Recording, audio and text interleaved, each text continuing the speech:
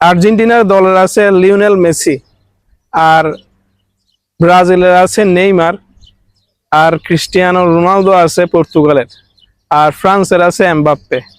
পৃথিবীতে এই বিশ্বমানের খেলোয়াড়রা তাদেরকে তাদের নাম দিয়ে আসলে তাদের দেশকেও চিনে। তো আমাদের আসলে কে আছে? আমাদেরও একজন বিশ্বমানের প্লেয়ার আছে বর্তমানে। তিনি আর কেউ নন, তিনি হচ্ছেন নোবেল প্রাইজ বিজয়ী, Nobel prize winner doctor Mohammad Yunus sir. তিনি এমন বড় লেভেলের প্লেয়ার, তিনি যে তার লেভেল যে আসলে কোন মানের, তিনি যে কোন লেভেলের প্লেয়ার তা কিন্তু বাংলাদেশের মানুষ এখন কিন্তু বুঝতে পারতেছে। তিনি যে ঠান্ডা মাথার একজন বিশ্বমানের প্লেয়ার, তার নেটওয়ার্ক ও লিঙ্কিং যে কোন পর্যায়ে, সেটা আসলে বাংলাদেশের মানুষ এখন প্রতিটা আসলে হারে হারে বুঝতে পারতেছে। তার তার যে সম্মান, তার যে প্রতিটা দেশের প্রেসিডেন্ট থেকে শুরু করে প্রাইম মিনিস্টার, তিনি যখন যায় যে কোনো জায়গায়, তখন বিভিন্ন দেশের আসলে রাষ্ট্রপ্রধানরা এসে তাকে যেভাবে শ্রদ্ধা করে সম্মানের চোখে দেখে, তাকে যে একজন, তিনি যদি কোথাও গিয়ে বসে চুম্বুকের মতো আসলে কানেকশন করে, প্রতিটা মানুষ তাকে এসে একটু ছবি তোলার জন্য, একটু এসে কথা বলার জন্য, তাকে একটু মোলাকাত করার জন্য যে এতগুলো মানুষ আসলে লাইন পড়ে যায়।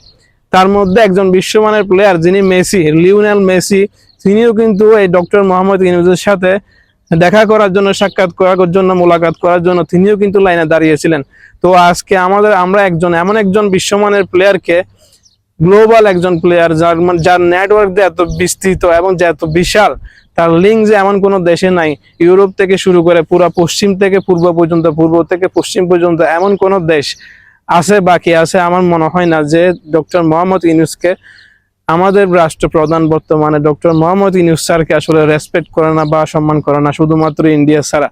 তো আজকে আমরা এমন একজন ব্যক্তিকে পাইছি আসলে দেশের প্রধান হিসেবে, যিনি আসলে তাক লাগিয়ে দিছে, আসলে যিনি আসলে মানে অসম্ভবকে সম্ভব করে দিছে।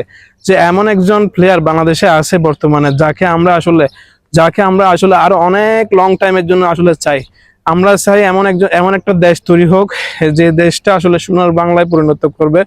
যিনি আর কেউ নয়, তিনি স্যার আর কেউ করতে পারেন না। তিনি হচ্ছে বর্তমানে একজন বিশ্ব প্লেয়ার, বিশ্ব খেলোয়াড়, যিনি এমন কোনো লিঙ্ক নাই তার কাছে যে যে সে প্রয়োগ করতে পারবে না। তো এমন একজন প্লেয়ার একজন বসে আছে আমাদের রাষ্ট্রপ্রধান ডক্টর মোহাম্মদ ইউনূস।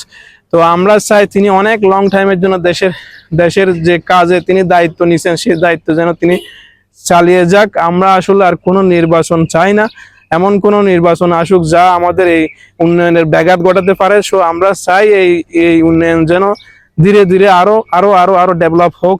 তিনি তো এই ডেভেলপটাকে আসলে টিকিয়ে রাখার জন্য ডক্টর মোহাম্মদ ইউনূসের আর কোনো ব্যতিক্রম আর কেউ হইতে পারে না, এবং তার কোনো বিকল্প আর বাংলাদেশে আর কেউ আছে বলে মনে হয় না। ডক্টর মোহাম্মদ ইউনূসের যে লেভেল, সেই লেভেলে আর বাংলাদেশের কোনো মানুষ আছে বলে বর্তমানে আমার মনে হয় না। তো তার যে ব্যক্তিগত যে সম্মানটা আছে, সেটা কিন্তু সে যদি দেশের জন্য প্রয়োগ করে, দেশের হয়ে কাজ করে, সেই সম্মানটা কাজে লাগে। যদি দেশের জন্য কাজ করে, পুরা বিশ্বের যে কোনো দেশ তাকে আসলে রেসপেক্ট করতে, সম্মান করতে মানে বসে আছে। তো সেই সুযোগটা পুরো বাংলাদেশ আসলে চাইলে নিতে পারে।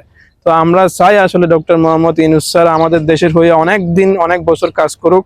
তো আমরা আসলে নির্বাচন চাই না। যারা আসলে নির্বাচনের জন্য বসে আছে, তো তারা আসলে দেশের উন্নয়ন চায় না। তো আমরা আসলে দেশের উন্নয়নের জন্য ডক্টর মোহাম্মদ ইউনূসকে লং টাইমের জন্য চাই। তো আজকে হলে এই কথা। সবাই ভালো থাকবেন। ঈদ মুবারক সবাইকে। আসসালামু আলাইকুম।